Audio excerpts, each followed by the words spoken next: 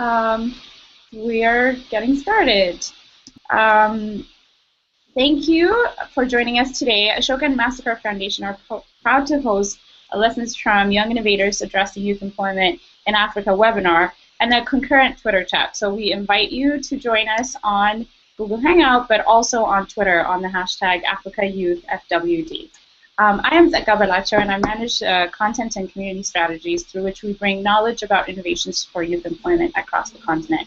We've been doing that through webinars, articles, and soon we will have an innovation toolkit and course to share with you. So be sure to stay tuned in and sign up for our Listserv at bit.ly/AYF informed. You can also find more information about Future Forward, which is an initiative that shares innovations around youth employment across the continent at changemakers.com future forward. We are joined today by the winners and early entry winners of the Youth Innovations for Youth Employment Challenge. We ran this challenge this fall, and it culminated in a really exciting Changemakers Day, where a large community of movers and shakers were gathered on February 12th in South Africa in Cape Town. The winners are from across the continent, from Malawi to Kenya to South Africa, and we have them online here to be able to share with us their biggest lessons, their biggest challenges, and some of the inspiration that they have been able to share with each other and others in person in Cape Town. We'll explore the lessons they have gained from their experiences while having them share the kind of recommendations they would have for other change makers around opportunities for change and youth employment. So let's jump right in and get started. I'm going to ask each of our winners to introduce themselves and to introduce their initiative really briefly. Ellen, let's start from you. Sure. Hello, everybody. My name is Ellen Chilemba. I am the Future Forward winner from Malawi, working on Tiwale, which is a women's empowerment project where we're working with women from poor communities and teaching them, sort of creating economic opportunities to empower them via microloans, education grants, and also vocational skills training. Our goal is to sort of empower women with skills so that they are able to pursue goals that they've always had, and also pursue dreams that they would like to pursue and reach their accomplishments. Awesome. So your initiative is based in Malawi, and yes. It focuses on micro-entrepreneurship with women, right? Yes. Great. Thanks for sharing that, Ellen. Madel? Yes. Hello. Please introduce yourself and share a little bit about what your work is, what your change-making efforts look like. Okay, sure. Hello, everyone. My name is Madel Kanga from Cameroon, and what I am working on is Jumpstart Academy Africa with another incredible change maker called Omotola Akinsola from Nigeria. So we partnered together and decided that our countries have the same challenges in terms of unemployment. And so Jumpstart Academy Africa works in Nigeria and Cameroon. And what we are trying to do is create a new model of education that focuses on leadership and entrepreneurship in schools. So we go to schools in Nigeria and Cameroon, focusing on higher secondary schools, and we teach students leadership and entrepreneurship with the goal of equipping them with skills that prepare them for the 21st century. So skills like leadership, skills like problem solving, critical thinking, those kinds of skills that they will need to compete in the kind of job market and the kind of situations that they find themselves when they graduate. In essence, what we're trying to do is create a new shift from the rhetoric of job seekers to job creators, and that is our goal at Jumpstart Academy Africa. Wonderful. Thanks so much for sharing that, Madel. That's really inspiring. Ellen? Yes. Are you there, Ellen? Yes. Oh, sorry, Alan. Oh, Alan, sorry. Wow, I don't think you can hear him.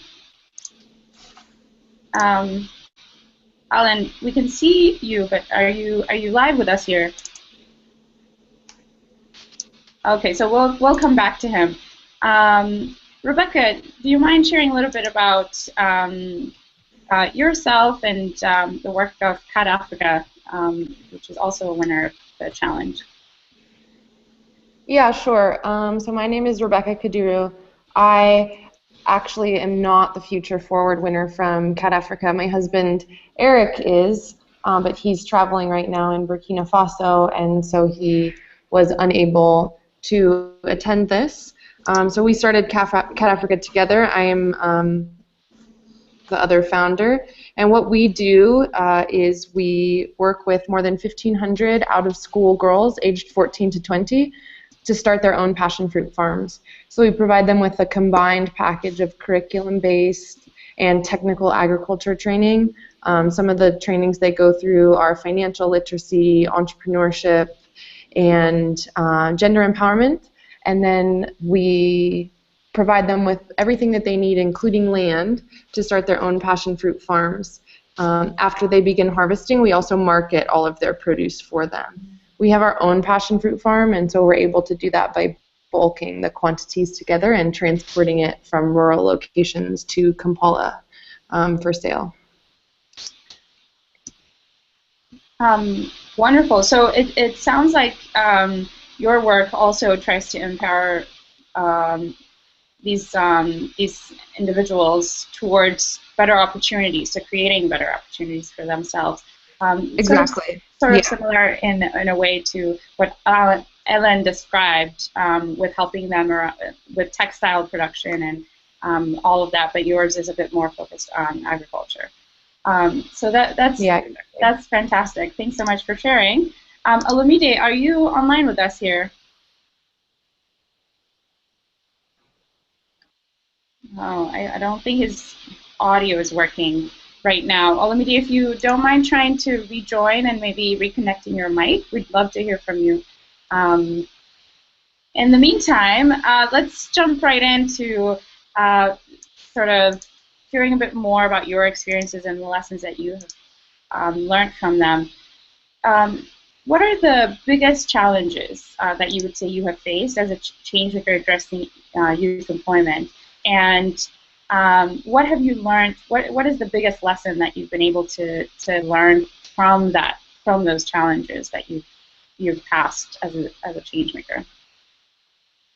Ellen, if you'd like to start us off, or if you need time to think, Medel or Rebecca, you can jump in as well. Guys, feel free to jump in. Okay, I can start if that's helpful for you guys.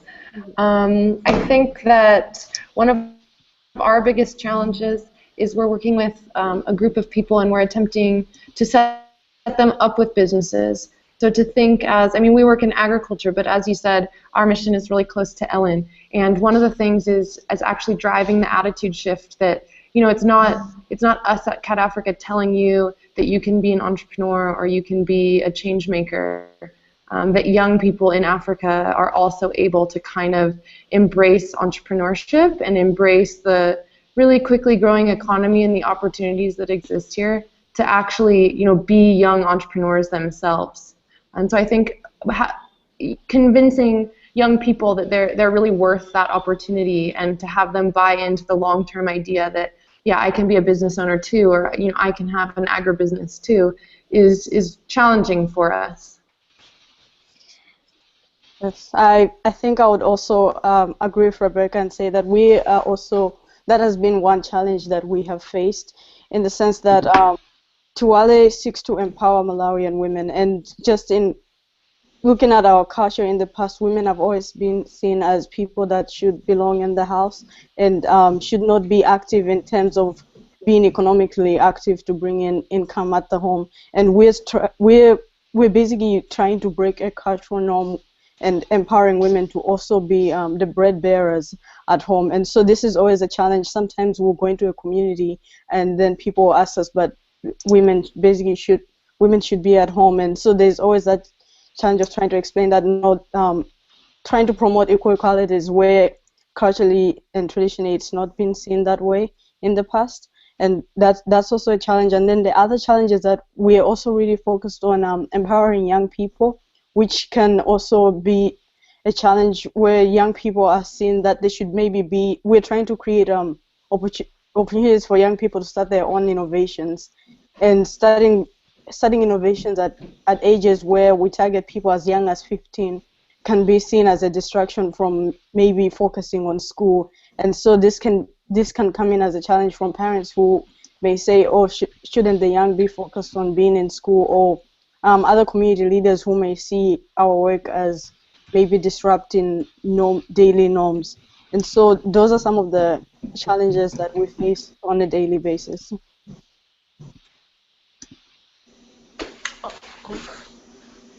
Yeah, just linked to what Ellen said, I think she was really just spot on. So the first one for me is really like linked to cultural values and trying to change something that has been going on for a while. So for example, working at Jumpstart Academy, 70% of the students we work with are girls, and there's still some societies whereby educating a girl child is not seen as the cultural norm per se.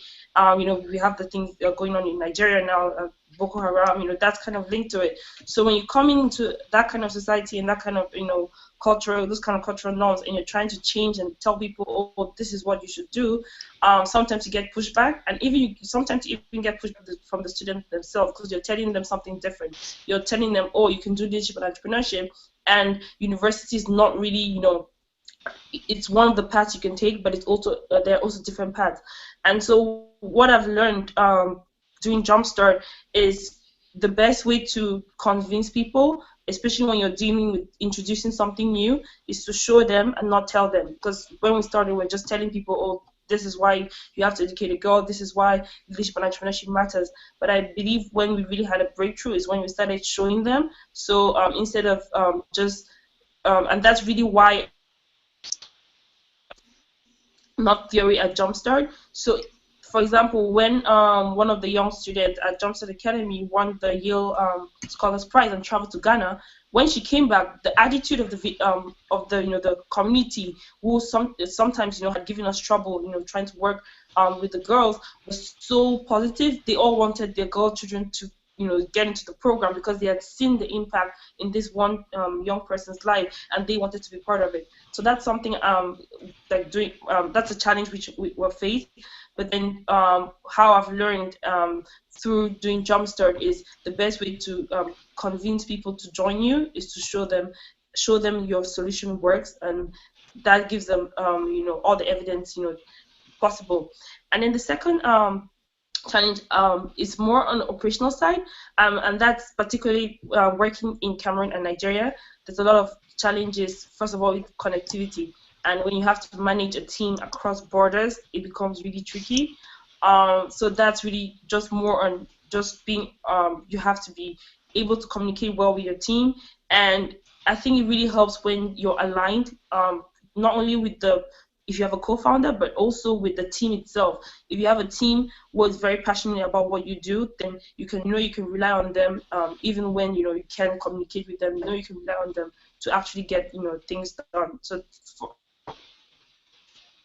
Wonderful. I think those are really core lessons that you mentioned in terms of showing rather than telling, and demonstrating your solution works, so that people within the continent kind of change their minds about whether it be education of young people or women, or the capacity of young people to be change makers and entrepreneurs in their own right. So that's really that really kind of goes into the second theme that we explore here. How did your breakthrough, your major breakthrough for your change-making efforts, and how did you know which were the right opportunities that you had to focus on when you were thinking about youth employment and the issues that surround that? Why did you choose to focus on what you ended up focusing on, and how did you achieve those breakthroughs? And just for a moment, let me check in. Olamide, are you there? Is your audio working now? Okay, I think we're still having trouble with him. So if you guys can continue on, that'd be great. Do any of you guys have any thoughts on that? About the major breakthroughs and the opportunities you chose to focus on? Okay. Ellen, do you want to get started, or do you want to get started? You can go ahead. I'll go after you. So for me, it comes from kind of a lived experience and deep personal reflection. So the first one, is growing up in Cameroon. There's always been a case of unemployment, and I had to, as a young teenager back then, I saw my brother graduate from university and go through the struggle that a lot of young people face of not finding a job. He did zoology, botany, and all the which is a really good field if you think about it. But then the market for that is not is not available in Cameroon. But then you have so many young people going to university, studying fields, dedicating time and energy and money. Sometimes, which is very hardened from their parents, and then when they come out, they join the pool of unemployed, and they're either left to sink or swim. Some young people unfortunately resort to crime, in the bid to get employed, but other young people try to innovate in the situation. My brother tried his hands at so many kind of menial jobs or starting small businesses. But then so that really made me sit and think, and that his education and his training hadn't prepared him for those struggles, hadn't prepared him on how to become an entrepreneur when faced by the unemployment, which is a harsh reality. And then following that, I had the opportunity to study at the African Leadership Academy, and what we were being taught, it was such a difference from what I had studied.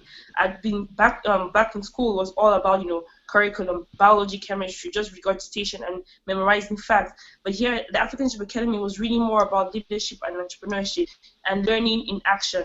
And I really liked that way of learning.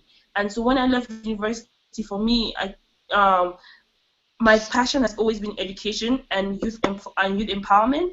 And so I just reflected and said, okay, what is the 18-year-old young girl in Cameroon right now thinking? What's the 18-year-old young boy in Cameroon now thinking? What do they want? What are their aspirations? And for me, I felt the program I'd received at ALA was the way forward. It was this new idea of leadership and entrepreneurship in education, in a way that made education empowering, in a way that made education in the way that education can transform lives and can transform economies.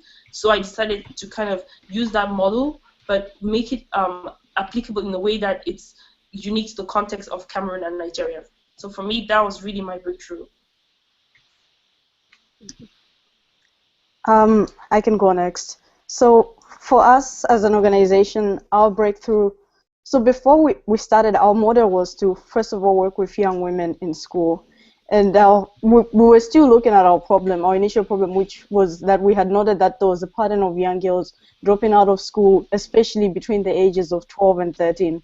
And the main reason for this is that in Malawi, our government covers the primary school education, so it's free to all people. And usually at that age, so primary school education is between 5 and usually 11. So between that time, most children in Malawi do go to school. But then at secondary school education, which starts around age 12, there's an education fee.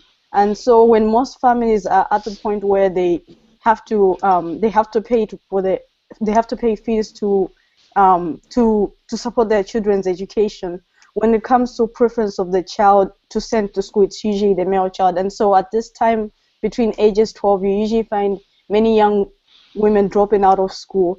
And so the first idea was for Tuwale to work with young women in school and help them start businesses.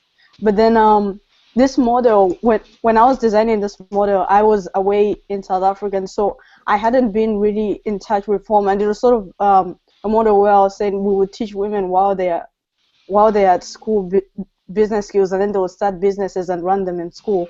But then going home, it was actually a different case. Once we went into the local communities and started talking to young women in school.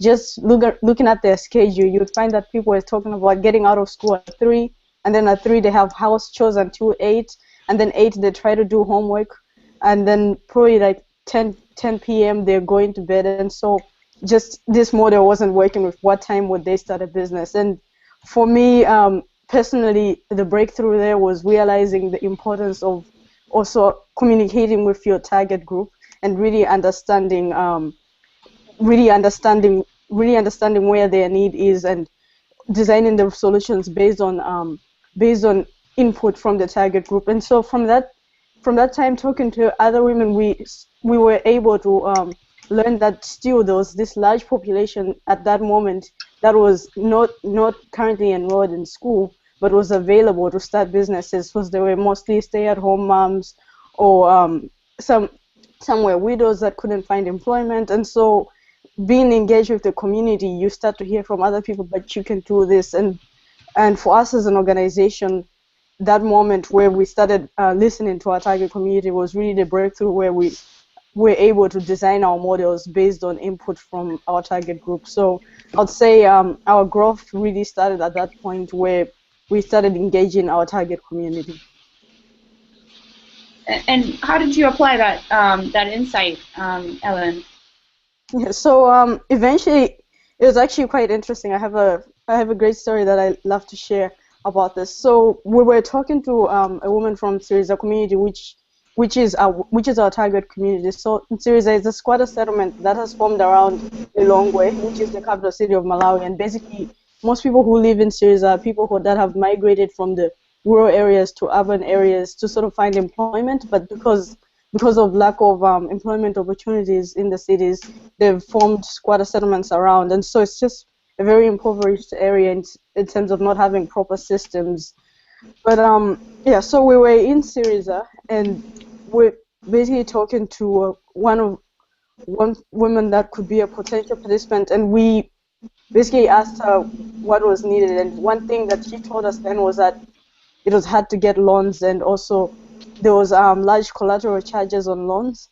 And so at that point, we asked her to bring maybe a small group of women that were interested in a loan program. And personally, I was expecting maybe 10 women, and just, starting small, but we had 150 women show up the next day.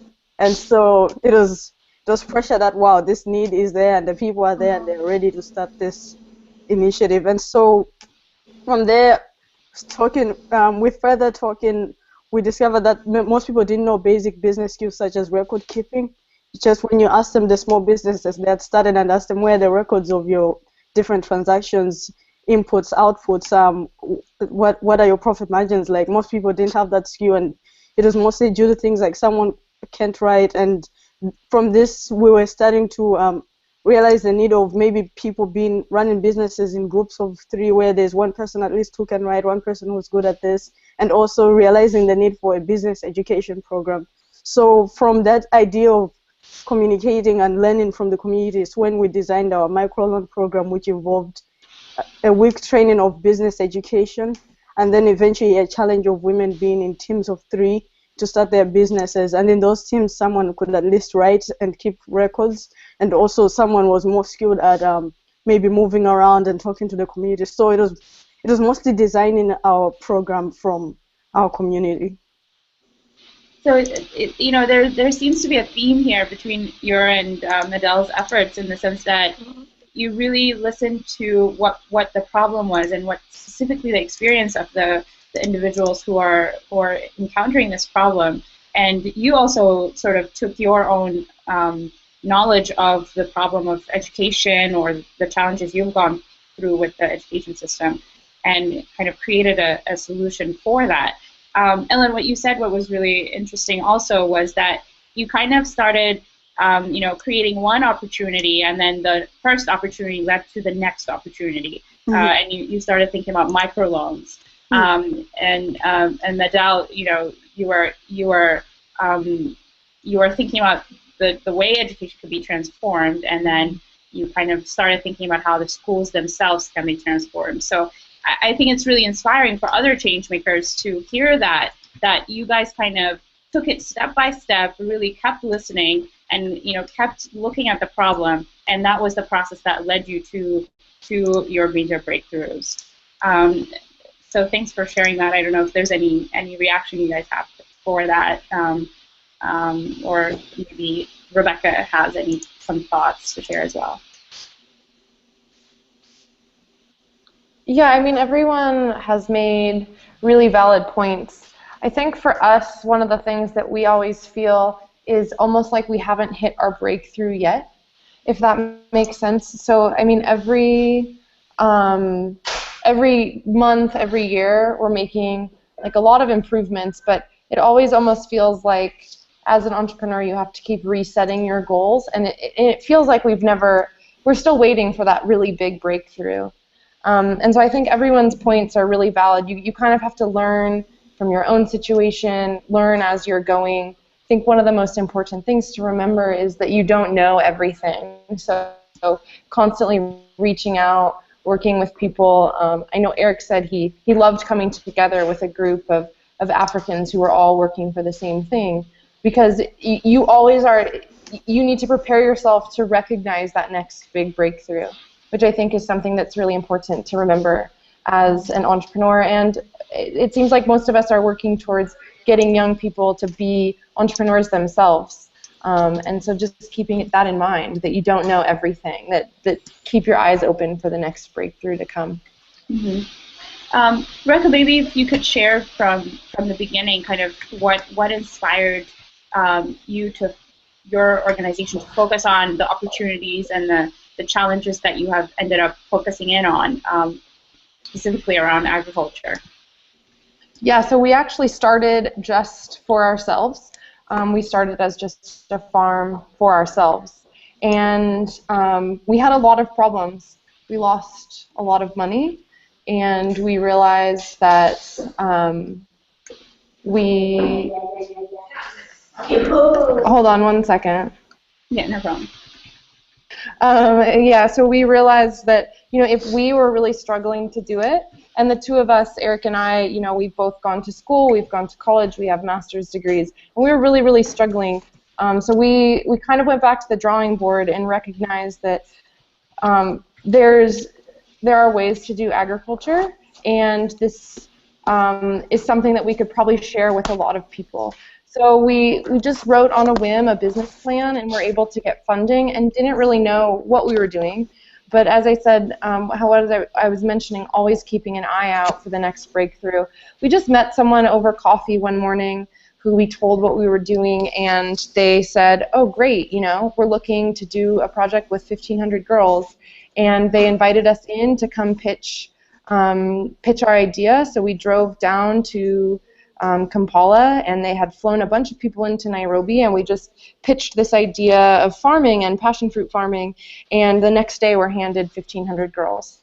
And so, it's always, I guess that's our background as to how we got into this, and that's why I believe it's really important to keep your eyes open for these opportunities. Just to add to that, I think I very much agree with Rebecca that it's also very important to look for opportunities for collaboration. I just also, from my background, I also went to the African Leadership Academy, and just in thinking out Tuwale, because I started designing it while I was there, it was very essential just hearing from other people's experiences in their home countries, and you were learning a lot of similarities and patterns, and sometimes you would get insights that you hadn't thought of. For example, just the idea of maybe including a business education bit between before doing microloans was an idea that came from a friend who was like, oh, but what if people actually don't know what business is? Because sometimes you think everyone knows how to run a business. So it's collaboration is very important in moving the continent forward. Definitely. And following, I couldn't agree more with Ellen. I think it's great if we all start new things, but I think sometimes it's also great to find what works and improve on it. So if Omotola and I decided to go and build a new school, we have probably defeated the purpose, but deciding to work with existing schools and see within the confines of the system, how can we make it better? How can we improve on it? So sometimes there's a need for starting something new, but then sometimes, as Ellen said, collaboration. How do you find what's working within the system and improve on it and build on it? Great, and I think it also goes back to what you guys were saying in terms of there are opportunities within the challenges that exist in the systems themselves, and you guys can kind of capitalize on that and move forward with the solutions. So thanks for sharing that. Let me just test out if Olumide is on yet. Olumide, are you there? Okay, I think he's having some trouble with his audio, so we'll come back to him if we can get him back on. Cool. So, before this webinar, we had kind of chatted outside of the live conversation, and I'd asked some of you guys what questions you would love to ask each other, and one of them came from Olumide, actually, and he was curious, especially for some of our the youngest winners of this challenge, with age being such a touchy subject, and many times older people, maybe not being as excited and open to hearing such big and huge scale ideas from young people. How did you handle this age issue within Africa? How did you go about your change-making efforts and get people to start listening?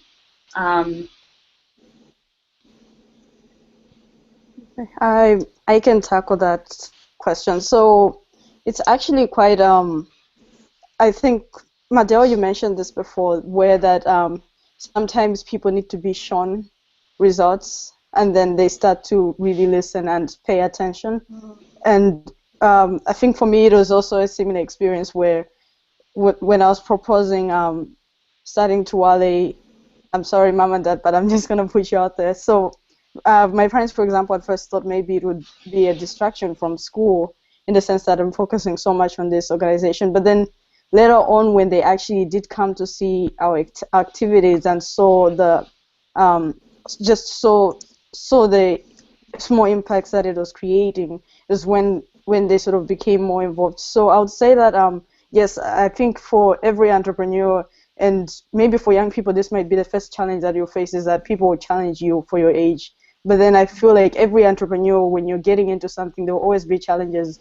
But I think that is exactly part of the risk, where you are risking what the norm is and risking what other people are telling you, and actually going with, I think if you have a goal, you should actually just go with it. And if you fail, then you will learn from it. But if you do succeed, then it's the most beautiful thing, where you are challenging this norm and you have created you have set an example. So yes, age will definitely be a challenge with the people around you, but I think it's part of the risk-taking game as an entrepreneur. Great. It's great that you've been able to build Tuwale enough that you're able to show that you're doing it and you're making it happen. Do the others have any thoughts? What I'll just add to that is, in addition to being young, being a woman is not necessarily something that is really encouraged at that age. I think the first thing that people ask me sometimes with me is, when are you getting married? And I think that's a challenge that you have to face when you being a young African woman and trying to really start something new. And everyone has their own kind of idea of what you should be doing. You should why don't you have a job? I've had a lot of questions where people ask me, or why didn't you get a job with a firm? What is social entrepreneurship? What they don't even and it puts a lot of challenge and pressures. But I think you as a social entrepreneur or even an entrepreneur, you have to be resilient and you have to be courageous and bold enough if you believe in your idea, I think that's what counts. Believe in your idea and go for it. It doesn't matter what anyone else said. Last year when we started Jumpstart, I had no idea we'd be where we were, but I just went for it. There were so many other voices telling me, this is not going to work. Why do you think, and there were so many people pointing out the reasons why it will fail, but then find that one reason why you believe it will work, and that's the reason that should keep you going. And I believe if you follow that calling that you have, that passion that you have within you and that you feel strongly about, then you're going to definitely change something. And sometimes change is in different ways. It doesn't matter if you change, your change affect one person or two people or three people. The fact that you can impact another person in some way, I believe that's what you should focus on. Great. Rebecca, do you have any other thoughts to share?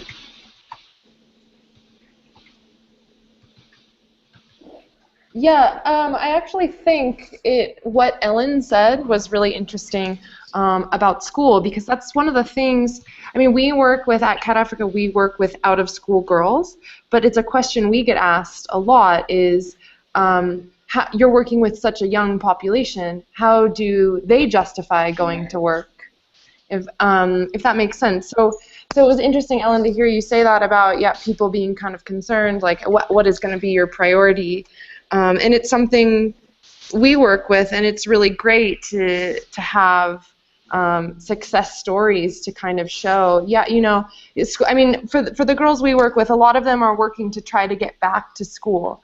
But just that idea, that goes back to the first question that we all answered, that the idea of getting people to kind of believe in themselves. And though Eric and I aren't the youngest in the group by any means, we do face the same problem with the really young people that we work with, and so it goes back to that main thing of how to best get youth to believe in themselves and believe that maybe entrepreneurship is a really positive way for them to impact their lives, send themselves back to school. We have a lot of girls who send themselves back to school. And it just, that income generation can actually create more freedom for you to prioritize many things instead of, so you're able to balance school and an enterprise. Mm-hmm. Olumide, are you on yet? Okay, I'm still having trouble with the audio. Nadel, I wanted to ask you, because I think your model is unique in that you're working with a pre-existing and pretty stable system of education, and you're trying to disrupt it. And so as a young person, there's an added kind of challenge of you questioning the status quo in that way. How have you been able to? What are the strategies that you've applied to kind of work with the teachers, with the school administrators, and to convince them that you bring value and you're not adding, extra work for them, that you're trying to improve what already exists, and what you bring, is able to add to the students' work rather than to distract them? Okay. That's a really good question. Thanks. I think what has been really instrumental is working, and it goes back to Ellen's point of collaboration. When you find yourself in a situation where you're disrupting something, I think the best strategy is to work with people as allies. And when you do that, they kind of see the value more, as opposed to if you came across as an enemy. So what I mean by that is, for example, when we go into the schools, and because we're bringing university students and graduates to come and help the students out, at first the teachers are like, are you trying to replace me? Or so they feel like you're trying to replace them. But then once you show them that these mentor fellows who are helping the students out are actually helping them, making their work actually easier, then they start to buy the idea. And also we work with the teachers in such a way that they can participate in Jumpstart sessions, and they learn some strategies of teaching strategies. They learn some classroom techniques that they can apply in their own classrooms. So they find that really valuable. So we're in essence showing them something new, and for them, that's been really helpful by working with the teachers and showing them, we're all in this together, and we're here to kind of assist you, and we're not trying to, kind of, take over, your role as a teacher, but we're here to kind of like collaborate and together kind of create something, something new and something different and something bigger. And I think that's really helpful, just working with the teachers. And also, when it comes to the workload, because that was really one concern. When we started as a Saturday class. So we every weekend we asked the students to come, come to school. But then what we realized is, like community-wise, Saturdays are days when parents want to send their children, on errands, and so that was there's a little pushback there. Why my daughter already goes to school Monday to Friday, and now you want them to come on Saturday, and I expected them to, to do something for me. So what we realized immediately is we had to kind of work more with the school and find a middle ground with the school, whereby the curriculum was embedded in such a way that as a student, I didn't feel like I had a burden of being part of Jumpstart, whereby I had so much extra work or I had to come in on an extra day. And we work with the school authorities in such a way that Jumpstart is now part of their program. So if, for example, on a Wednesday, let's say they have math from 12 to 1 p.m. and 1 p.m. to 2 p.m. because you have some time slots whereby students, they have like free periods. So during that period, all the Jumpstart scholars are free, and then 1 to 2 becomes a Jumpstart lesson. And I think that's really something that has really helped us. It's been, how do we, work with the schools in such a way that they kind of trust us as allies, and we work together and support each other by supporting them in such a way that they see the difference the students are making around the campus. They see the difference it's having on the teachers are happy, and we get that time slot whereby it doesn't make the students have to feel like they're having so much extra work. It becomes part of their curriculum. Did I answer your question? Yeah, no, definitely you did. I think it's the challenge of you being a young person, but also just negotiating with them and speaking with them, and pitching the idea to them, and creating collaborative working relationship with the school and with the teachers. So I think that's great. Thanks for sharing that. Rebecca, are you able to share about kind of how you guys have been able to forge the type of partnerships that you have had, and how you've been able to kind of package your idea in such a way that it resonates with your partners? Yeah, so one of the really important things, especially in the social enterprise and the impact investing space, is what we've learned is people don't really seem to know what they want. You have a lot of people who are very, very impact driven. You have some people who are very, very finance driven. And it took us about 2 years to learn, okay, how do we package our company properly? And one of the things is doing a lot of research on who you're reaching out for before you talk with them. And then going from there. So we've created 2 sets of documents where we have, here's the work we do with women, and here's how great it is. And then we have the other set that's, we are planning to be this large-scale commercial enterprise. Here's how much money we can make in the future.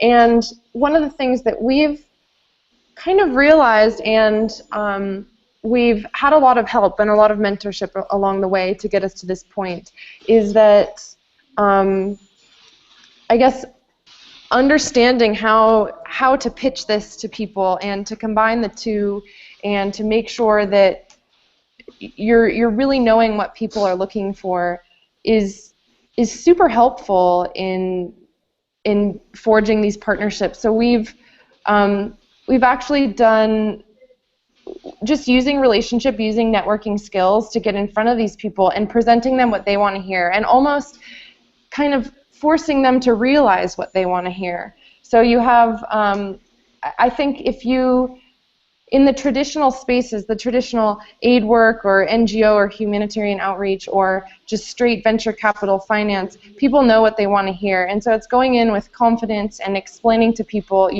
let me tell you why my enterprise is the best. and let me tell you how many people it can impact, and let me tell you how much money it can make, and presenting the full spectrum.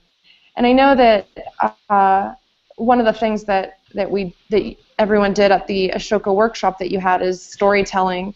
And I think it's just so important to not only be able to tell your story, but actually know who you're telling your story to. And by doing that, by doing research on what you want to get out of the relationship and how to approach different people is really, really crucial in building strong networks around you. Great, thanks for sharing that, Rebecca. Illumi, are you in? Just wanted to give you a chance to say hey. You are? Okay. Great. Okay. So, well, the other kind of, the connecting theme across all of your efforts really has to do with youth employment. And, this initiative, Future Forward, is really focused on sharing lessons and insights about innovations for youth employment. And so your specific work gives you a very interesting inside look to how change can happen around that issue in your specific community. So if I were to ask you sort of what you would recommend to, say, a young change maker or a private sector or public sector party that's really interested in looking at the trends and opportunities for making change around youth employment, specifically in your area, say in Uganda or Cameroon or in Malawi, what would be your answer to that? Yeah, I'm happy to jump in on this. I think it's really important to give people a chance. And I know we've received some questions from the Future Forward winners group, like how have you gotten to the point where you are? How do you think you've been successful? Can you recommend to me maybe how we could raise financing?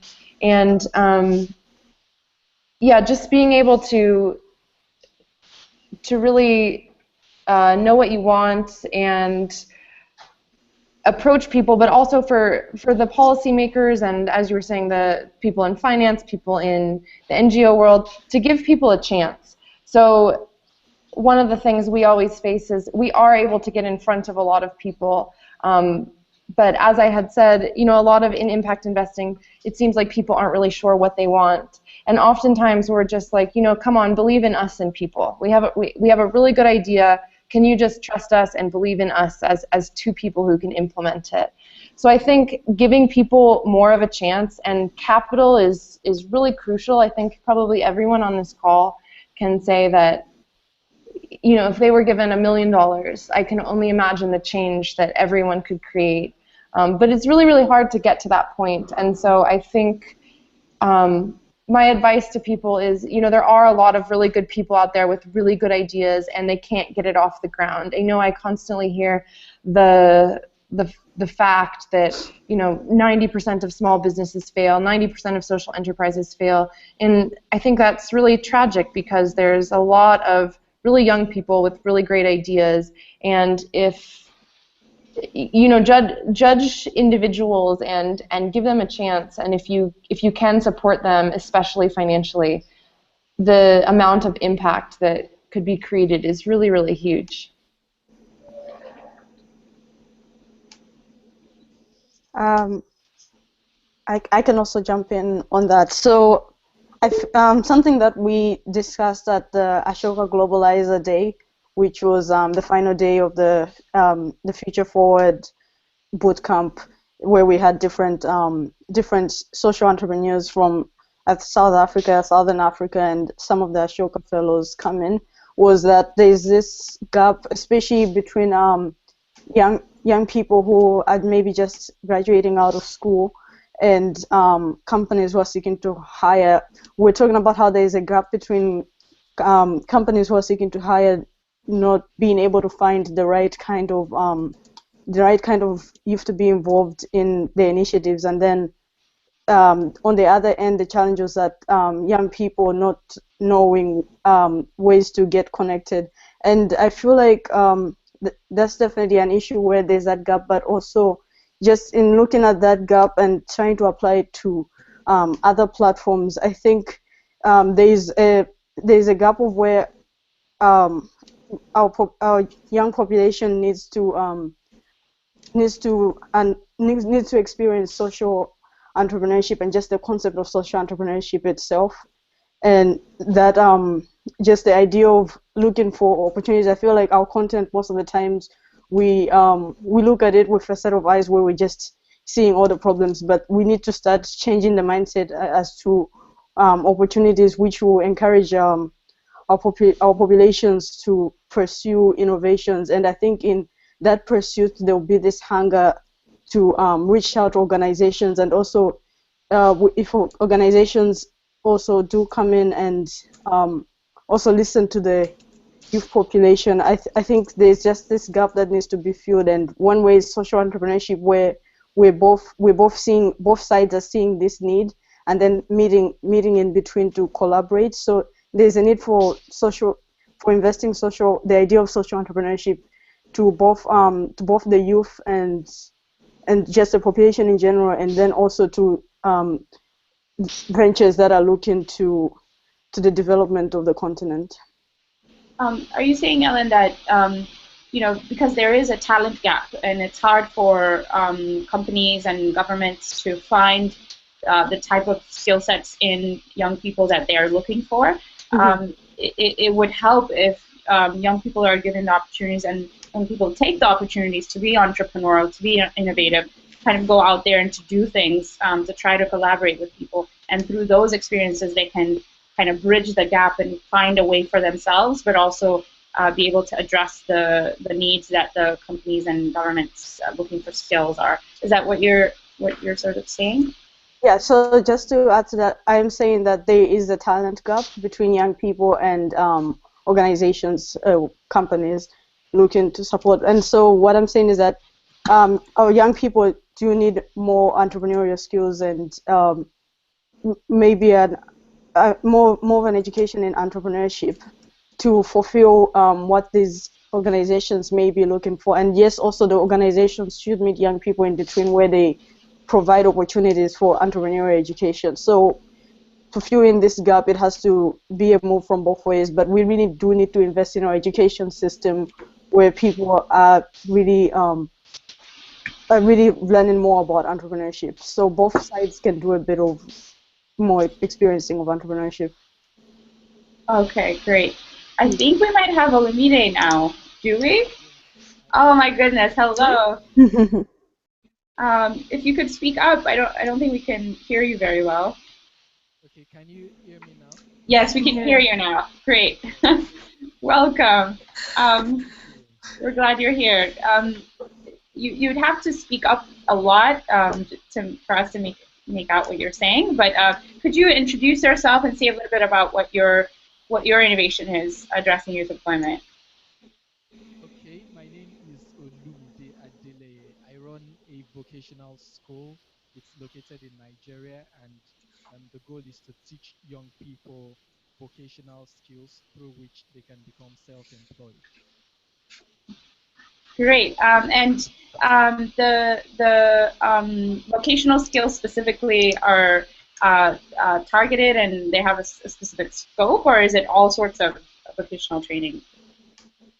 Oh, they're very targeted. They're targeted mostly at young people, and then their skills in the creative arts and in the media arts. Okay, great. Well, that's really exciting. So, I mean, we've been having a conversation for some time now here, but we'd love to hear more from you, just because we didn't have you on, and you're one of our winners.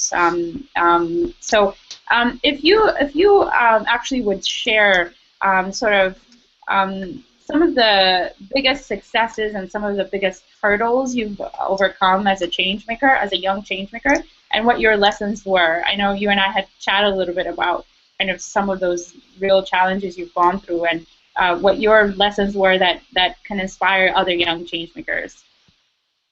Oh, yes. I think that for me, one of my biggest successes was the way I started, because I really didn't expect that I was going to be able to start up like that. I hope you can still hear me. We're having a hard time hearing you. Could you maybe speak up as if you're like on stage or something? I'm actually speaking up as loud as I can. Okay. I think it's better now. Let's see. Let's try it again. Okay, so I was saying that one of my successes, one of the biggest ones I think I have, has to do with the way I started. I Hmm. started in school. I was a first year student, and I, st- I started by organizing training programs for people who were mostly finalists in the same school. um, that experience, I started in a way that it had very little, okay, I had very little resources to start with, and I started with the equivalent of $10, 10 US dollars. So that experience taught me a good number of things, one of which was that you don't need so many resources to start something. Sometimes it's just having the right ideas and being able to push out your ideas. So um, for me, that was one of the biggest successes. Of course, I've continued on the same train since then. Mostly what I've been doing since then has been as a result of that initial success. Then coming to some of the downsides, there have been a good number of them. While the first journey was smooth, I wouldn't say that all the other ones have been like that. Many have been, I've had a lot of bad times too. There was a time when I was robbed, and I lost a good number of my equipment. Around the same time, my hard drives also crashed, and so I lost more or less everything. I didn't even have the company logo. I had nothing more or less. And at that time, I had to start up again. And, I realized at that stage that even though it seemed that I had nothing, for as long as I could continue teaching, people were interested in hearing whatever it was I had to say, even if I didn't have equipment to demonstrate. And I found out that ultimately, if you're really good at something, people will listen to you even when you don't have um, the gadgets to use. And for me, that was a very touching period in my life. I'm glad that people rallied around me, people still came around, and the school moved on. So now we're doing quite fine because we weathered through that period. Great. Thanks so much, Illumi. I think that your audio is really difficult for our listeners to tune into, but pretty much you shared, the great experience of being a student and the challenge of taking on something, and how that experience of being entrepreneurial as a student was a great deal of excitement for you. And then later on, you had some really serious setbacks when you were robbed, your hard drives were wiped, you had nothing to work from, even the company logo was lost, so you had to start from scratch.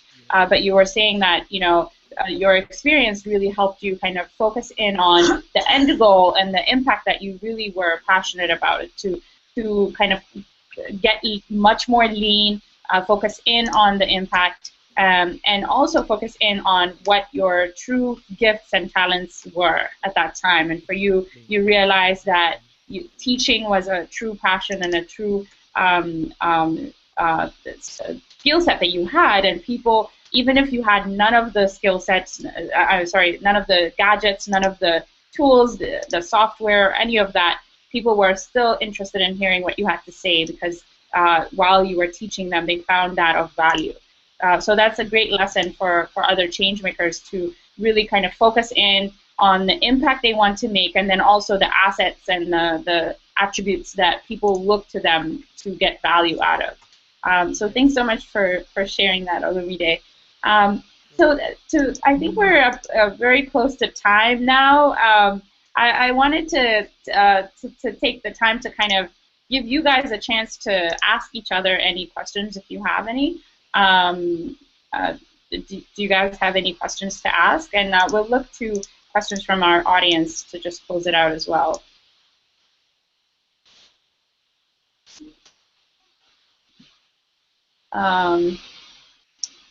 Okay, it doesn't look like we have any questions coming in, but maybe we can go back to the last topic we were discussing in terms of opportunities for solutions for youth employment. I know Ellen had kind of shared a little bit, and as well as Rebecca, and I think we lost Madel actually. Olumide, did you have any thoughts as to what opportunities are there in terms of the solutions for youth employment that people can look to? You shared a little bit about freelancing with me last time we had chatted. Yes. Okay. I kind of heard a bit of what Ellen was saying towards the end of our conversation, and there's something like that is being done in my country right now. It's one of the youth-focused programs of the government, and I really would like to encourage them to do more of such. Anyway, it's a program through which they're bringing young people as interns into organizations. So they just get the young people. You can sign up for it. It's completely free, and the government places you as an intern in some established organization. The government pays you a salary for interning for a period of 1 year. And, it gives the young people the ability to, or the opportunity to play around, so to say, in such organizations. They get to learn the ropes. They get to know how things work in those organizations. And at the same time, it doesn't put so much pressure. The organization is not the one paying their salaries. It's the government. So the organization doesn't can afford more or less to allow them to learn within that period. I think that something like that is very good. It's a model that I think that African governments should incorporate. It's a very good way of developing an entrepreneurial mindset in young people and allowing them the chance to learn. And then to my own experience, freelancing is one of the best ways that I believe that the problem of unemployment can be solved. One of the things that we do here at TWIM Academy is to raise freelancers. We raise people who can just start up and utilize the freelancing opportunities available. And there are very many of them for creative people. So now what I'm trying to do is to take it a little beyond just freelancing. If you get very good and people begin to call you a lot, then you can spread those opportunities to other people. So it shouldn't just be you getting the opportunities. You should be able to bring in one or two more people. For example, we have photographers who go to cover events. And if you get, say, a contract to cover an event, what I would encourage now is take someone else along so that you have a team of, say, 2 or 3 people. And that way, over time, more and more people are getting employed. It's like the philosophy of having a candle in a dark room. If you have one candle, it might not light up the entire room. But by the time you start adding more candles and you start lighting them up, after some time, you would find out that the problem of the darkness will be completely solved. So I think that with freelancing and by spreading the ripple effect of freelancing, we can actually solve that problem of unemployment. Great. Thanks so much for sharing, Olumide. I don't know if everybody was able to make out what you were saying, so I'll just summarize that briefly and then we'll close up. So you were saying that one of the biggest opportunities and models that you've seen the public sector, the government take on that has been really effective is to give young people opportunities to learn in real world working environments. By placing them in internships or in working environments, they'd be able to acquire entrepreneurial skill sets while on the job. And the model that you described actually was effective because the government incentivized organizations through paying for the actual young people who are going to be taking on those roles. And then the other thing you described was around freelancing and the opportunities for creatives or other young people to take on roles in short-term spans to gain experience and the potential for creating a system that can allow for a ripple effect around people to take on freelancing positions as a source of income, and with each individual that gets an employment opportunities, you're able to expand kind of the level of economic opportunity that's available within that community through the networks that they build, through the connections that they acquire. I think we're at time now. We're a little bit over, and I'm glad we got some time with you, Olumide, even though the audio wasn't working. And thanks so much for all of you guys for joining us today. The conversation also is happening on Twitter on the Africa Youth Forward hashtag. So for those who are watching online, you can check articles we've shared that feature the stories of these young changemakers. You could also sign up for the Listserv and tune into the rest of the conversation where we'll be sharing lessons on innovation for youth employment, along with a toolkit and a course that will be coming up. So until the next conversation, thank you to our panelists, and thank you to our listeners, and we hope to talk to you soon. Thanks. Okay, bye-bye, everybody. Bye. Thank you. Bye. Bye. Bye.